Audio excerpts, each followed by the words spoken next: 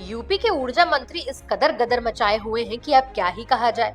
एक तरफ बुधवार को मंत्री जी ने बिजली विभाग के एचसीएन से लेकर यूपीपीसीएल चेयरमैन तक की क्लास लगा डाली और गुरुवार को मन से सीधा अल्टीमेटम दे डाला। मंत्री जी ने कहा कि मैंने तो 3 साल तक समझाया है, अब समय निकल गया है।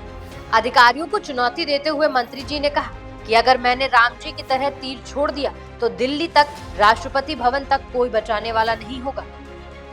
मंत्री जी ने बिजली कर्मचारियों को उनकी काली करतूतों को लेकर न सिर्फ कड़ी चेतावनी दी, बल्कि उन्होंने रामायण और महाभारत के प्रसंगों के जरिए कहा कि अब कृष्ण का चक्र चल चुका है, जिससे कोई नहीं बच पाएगा।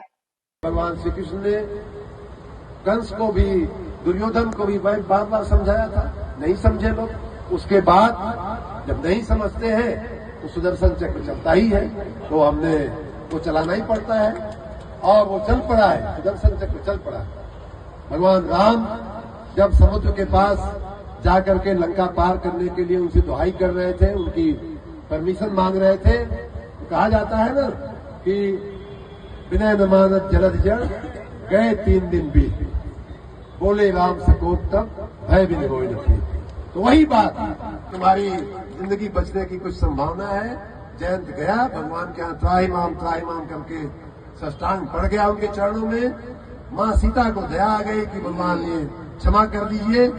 और अब असली बात मैं कह रहा हूं कि तिनका जो होता है जब चल जाता है तो भगवान राम ने कहा भाई माफ तो मैं कर दिया, लेकिन इस बाण का क्या करूं? बाण जो छूट गया है वो तो कहीं न कहीं कुछ न कुछ तो करेगा।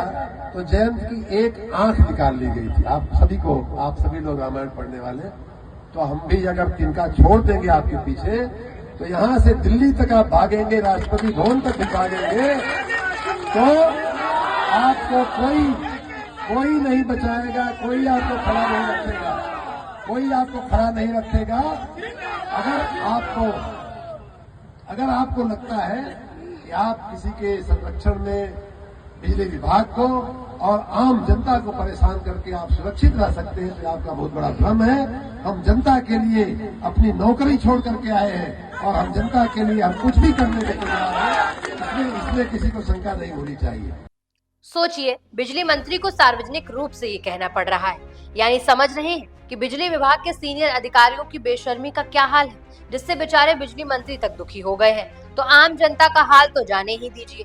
बहरहाल मंत्री जी अभी अधिकारियों की क्लास ही ले रहे थे कि एग्जाम अचानक आ गए। जी हाँ, यानी सीएम योगी आदित्यनाथ ने बुला ली बैठक, जो सीएम आवास पर होगी।